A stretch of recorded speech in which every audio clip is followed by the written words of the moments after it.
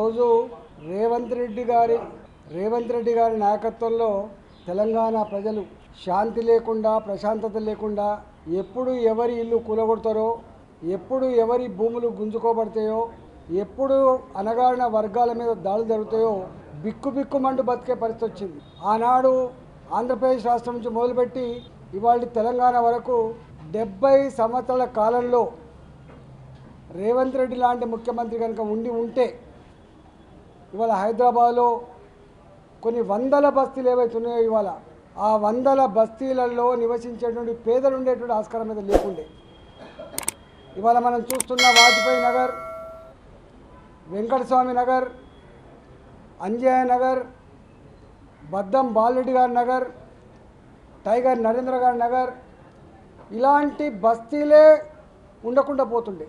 ఆనాడు హైదరాబాద్కి శ్రీకాకుళం, విజయనగరం, కరీంనగరు, ఆదిలాబాద్ నుంచి పొట్ట చేత పట్టుకొని పేదలు జీవనం కోసం వస్తే అసైన్మెంట్ భూములలో, దేవాలయ భూములలో, ప్రభుత్వ భూములలో, ఇవాళ భూదాన భూములలో గుడిసెలు వేసుకుంటే 60 గజాలు 80 గజాలు ఇల్లు కట్టుకొని 40 ఏళ్ళుగా 50 ఏళ్ళుగా ఇవాళ జీవనం కొనసాగిస్తున్నారు. అట్లాంటి స్థితి ఇవాళ లేకుండా పోయింది.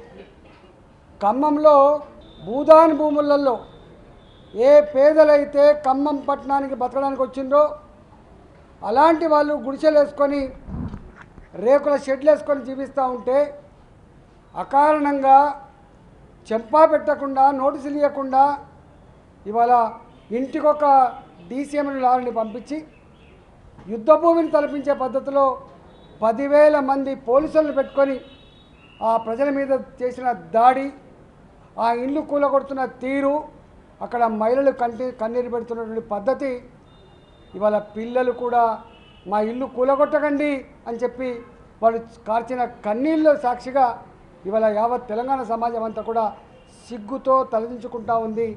గీ ప్రభుత్వానికైనా, గీ పార్టీకైనా, గీ ముఖ్యమంత్రినా మనం తీసుకొచ్చుకుంటామని చెప్పి అలా మాట్లాడే పరిస్థితి వచ్చింది. నేను అడుగుతా ఉన్నా, పెద్దవాళ్ళు కోట్లకు పడిగెత్తిన వాళ్ళు భాజపా ప్రభుత్వ మూలల్లో కోర్టులలో మేనేజ్ చేసుకొని తీర్పులు తెచ్చుకొని వేల కోట్ల రూపాయల భూములు ఆక్రమించుకుంటే వాటి మీద మాత్రం చర్యలు ఉండవు. నేను 2007 నుంచి వెళ్ళి ఎల్లమ్మ బండ అని ఉంటుంది కూకటపల్లి పక్కకు, దాదాపు 94 ఎకరాలు, సర్వే నెంబర్ 57, అది ప్రభుత్వపరమైన భూమి. రాజశేఖర రెడ్డి గారు ముఖ్యమంత్రి ఉండగా సేమ్ సర్వే నెంబర్లో అదే భూమిలో 150 మందికి ఇళ్ళ జాగాలు ఇస్తే ఇవాళ అదే సర్వే నెంబర్, అదే ప్రభుత్వపరమైన భూమి ఇవాళ ఇది ప్రైవేటు వ్యక్తికి చెందిందని చెప్పి తీర్పు తెచ్చుకుంటే ఆనాటి ప్రభుత్వం దానికి మళ్ళీ సుప్రీంకోర్టుకు డబుల్ బెంచ్కు పోకుండా మిన్నకుండా ఉంటే ఇవాళ ఈ ప్రభుత్వం 7,000 కోట్ల రూపాయల విలువైనటువంటి ఎల్లమ్మ బండ దాదాపు 125 ఎకరాల భూమిని ఇలా పెద్దవాళ్ళు కబ్జా పెట్టుకుంటా అంటే సోద్యం చూస్తున్న ప్రభుత్వం మాత్రం నోరు లేని, దిక్కులేని, బిక్కుమంటూ పట్టుకునేటువంటి 60 గజాలు 80 గజాల ఇల్లు కట్టుకున్నటువంటి పేదల ఈ గూడు మాత్రం ఇలా కూల్చేసి పేదల కన్నీళ్ళని చవిచూస్తున్న ప్రభుత్వంగా ఇలా చూస్తూ ఉన్నాం. అదేవిధంగా మూసీ నది ప్రక్షాళనపేట కొన్ని వేల ఇళ్ళు కూలగొట్టే ప్రయత్నం చేసిన నాడు ఇది తగదు, మీరు మూసీ ప్రక్షాళన చేసుకోండి, మాకు బాధ లేదు, కానీ దాని పేరిట 100 ఎకరాలలో ఉన్నటువంటి ఇళ్లను కాలనీలను కూలగొట్టి మీరు సుందరీకరణ పేరిట వాళ్ళ కళ్ళల్లో మట్టి కొట్టి మీరు మల్టీప్లెక్స్ నిర్మిస్తా అంటే మాత్రం తగదని చెప్పి ఆనాడు చెప్పి కొట్లాడినాం. మేము 3 నెలలు మూసీకి వ్యతిరేకంగా కొట్లాడినాం.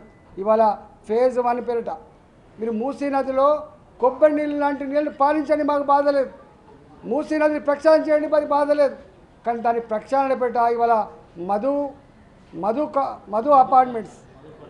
మధుకర్ అపార్ట్మెంట్స్ ఏవైతే ఉన్నాయో ఆ రిడ్జ్ ఏదైతే ఉందో 500 కుటుంబాలు నివసించేటువంటి అపార్ట్మెంట్లన్నీ కూడా ఇవాళ మీ ఆఫీసర్లు పోయి కూలగొడతామంటే అక్కడ పిల్లలు మాట్లాడుతున్న మాటలు కావచ్చు, మహిళలు పెడుతున్న శాపనార్థాలు కావచ్చు, అక్కడి ప్రజలకు బాధపడుతున్న తీరు కావచ్చు మీకు కనపడలేదని చెప్పి అడుగుతా ఉన్నాం.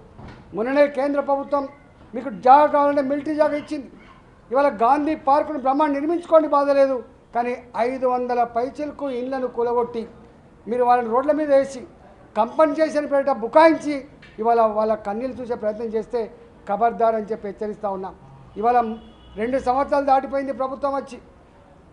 ఆనాడు నుంచి ఈనాడు వరకు కూడా పేదలకు గుంట భూమి ఇచ్చుడు దేవుడెరుగు, పేదలకు డబుల్ బెడ్రూమ్ ఇచ్చుడు దేవుడెరుగు.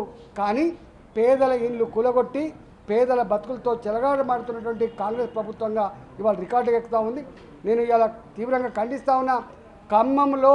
ఖమ్మంలో ఇవాళ 15 ఏళ్ళుగా 20 ఏళ్ళుగా ఎవరైతే భూములలో గుడిసె వేసుకున్నారో ఇలా 60 గజాలు జాగియకుండా 80 గజాలు జాగియకుండా వాళ్ళ బతుకులలో మట్టి కొట్టినట్టు కాంగ్రెస్ ప్రభుత్వం తప్పకుండా మూల్యం చెల్లించక తప్పదని చెప్పి హెచ్చరిస్తూ ఉన్నా. దీన్ని నేను తీవ్రంగా ఖండిస్తూ ఉన్నా. తక్షణమే వాళ్ళతో మాట్లాడి వాళ్ళకి ఇల్లు జాగాలు ఇవ్వాలని చెప్పి నేను డిమాండ్ చేస్తూ ఉన్నా. అదేవిధంగా ఈ మధుకర్ అపార్ట్మెంట్స్ ఏవైతే ఉన్నాయో వాళ్ళ జోలికి పోకుండా మీరు కేంద్ర ప్రభుత్వం ఇచ్చినటువంటి జాగాలో మీరు 60 ఎకరాలలో బ్రహ్మాండమైన పార్క్ కట్టుకోండి తప్ప ఇంకోటి కాదు. నేను ఇంకొక మాట కూడా అడుగుతా ఉన్నా. పేద పిల్లలు చదువుకునేటువంటి ఇంజనీరింగ్ కానీ ఫార్మసీ కానీ ఎంకామ్ కానీ ఎంసీఏ కానీ ఫీజు రియంబర్స్మెంట్ ఇవ్వకుండా 5 సంవత్సరాల కాలంలో దాదాపు 10,000 కోట్లు ఇవ్వకుండా వాళ్ళ జీవితాలతో చెలగాటమాడుతున్న మీరు, లక్షల కుటుంబాలకి ఇలా వేదన మిగిల్చిన మీరు ఇవాళ 5,000 కోట్లు పెట్టి మీరు గాంధీ పార్క్ నిర్మాణానికి ఒడిగడుతున్నారంటే మీరు ఏం ఆలోచిస్తున్నారో అర్థం కావాలి.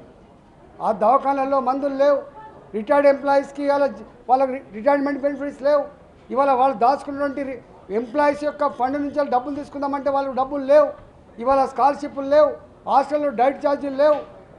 ఇవన్నీ ఇట్లా ఉంటే పైసలు లేవని చెప్తూనే, అప్పుల పాలైనామని చెప్తూనే, ఉత్త చిప్ప చేతికి ఇచ్చామని చెప్తూనే మీరు మాత్రం గాంధీ పార్కు కోసం ఇల్లు కూలగొట్టి 5,000 కోట్ల రూపాయలు ఖర్చు పెడుతుందంటే మీ చూపంతా కూడా ఎటువైపు ఉందో దాన్ని బట్టి అర్థమవుతూ ఉంది. దీనికి తప్పకుండా మూల్యం చెల్లించక తప్పదని చెప్పి హెచ్చరిస్తూ ఉన్నాం. అదేవిధంగా మహబూబ్ నగర్ జిల్లా నార్ కర్నూలులో జరిగిన దాడి, ఇవాళ దళిత అమ్మాయి రజక అబ్బాయి వాళ్ళు పెళ్లి చేసుకుంటే ఒక చిన్న పిల్ల గుళ్ళకు పోయినందుకు అక్కడ ఉన్నటువంటి పెత్తందారులు చిన్న పిల్లను వాళ్ళ కాళ్ళ మీద పెట్టి నన్ను కొట్టకండి, నన్ను చంపకండి అని చెప్పి వేడుకున్నా కూడా కనికరం లేక ఇవాళ వాళ్ళ దెబ్బలకు వాళ్ళ తన్నులకు అమ్మాయి చనిపోయింది. ఇలా వాళ్ళు కూడా తీవ్ర గాయాలతో ఉన్నారు. ఇలాంటి సంఘటనలు ప్రతి నిత్యం కొనసాగుతూ ఉన్నాయి. మీరు అనుకుంటున్నారు ఎవరు కూడా నన్ను ఏం చేయలేనని చెప్పి. తప్పకుండా ఇలాంటి ప్రభుత్వానికి సందర్భం వచ్చినప్పుడు ఏం చేయాలనో ఎట్లా తీర్పు చెప్పానో తప్పకుండా తీర్పు చెప్తారని చెప్పి హెచ్చరిస్తా ఉన్నాం. ఇవాళ లా అండ్ ఆర్డర్ చక్కగా లేదు, పేదల బతుకులకు భరోసా లేకుండా పోయింది, పేదల గుడిసెలకు భరోసా లేకుండా పోయింది. ఇలాంటి అన్నీ కూడా ఇవాళ రాహుల్ గాంధీ మాట్లాడితే ఇలా పేదల గురించి, ధర్మం గురించి, చట్టం గురించి, న్యాయం గురించి మాట్లాడుతూ ఉంటాడు. కానీ నీ పార్టీ అధికారంలో ఉన్న తెలంగాణ రాష్ట్రంలో ఏం జరుగుతుందో మీరు చూడండి. దాన్ని ఎందుకు నిలువరించే ప్రయత్నం చేస్తలేరో అడగండి. ఇవాళ రేవంత్ రెడ్డి సర్కారు చేస్తున్నటువంటి ఆగడాలు ఏవైతున్నాయో, చేస్తున్న దుర్మార్గాలు ఏవైతున్నాయో ఆపే ప్రయత్నం కనుక చేయకపోతే నీ పార్టీని తెలంగాణ ప్రజలు భూస్థాపితం చేస్తారని చెప్పి హెచ్చరిస్తా ఉన్నారు. సార్, ఇప్పుడు కేంద్రం నుంచి నిధులు ఇచ్చారు, భూములు ఇస్తున్నారు ఈ ప్రాజెక్టులకు సంబంధించి. అప్పుడు ఈ సామాన్య ప్రజలకు ఇబ్బందులు జరిగినటువంటిది వాళ్ళ ప్రాజెక్టులో వీళ్ళు ప్రాజెక్ట్ రిపోర్ట్లలో మేము ఇల్లు కొలగొడుతున్నాం, అపార్ట్మెంట్ కొలగొడుతున్నాం, కాలనీలు కొలగొడుతున్నాం, పేదల భూమి గుంజుకుంటున్నామని చెప్పి ఎవరు చెప్పరు. ఏదో మంచి పని చేస్తామంటే ఇలా మూసి ప్రక్షాళన అది నిజంగానే రసాయనాలతో మురికి కుప్పంగా ఉన్నటువంటిది కాబట్టి దాన్ని బ్రహ్మాండంగా ఏదైనా ఉన్న టెక్నాలజీతో ఆ మూసీ నదిలో కొబ్బరి నీళ్ళ లాంటి నీళ్లు పారిస్తారని పిల్లలు ఈత కొట్టుకునే కొనగా మారుతారని చెప్పి భావిస్తారు. కానీ దాని సుందరీకరణ పేట ఇలా 100 ఎకరాలు అక్వైర్ చేసి వేల కుటుంబాల కళ్ళలో మట్టి కొట్టి ఇవాళ మల్టీప్లెక్స్లు కానీ పార్కులు కానీ నిర్మిస్తారని చెప్పి ఎవరు భావించారు. కేంద్రం దృష్టికి తీసుకెళ్తారా సార్? మరి 100% తీసుకుపోతాం. ఎట్టి పరిస్థితుల్లో ప్రజాక్షేత్రాలు తెలుసుకుంటాం. తర్వాత కేంద్రం దృష్టి. Please like, share and subscribe.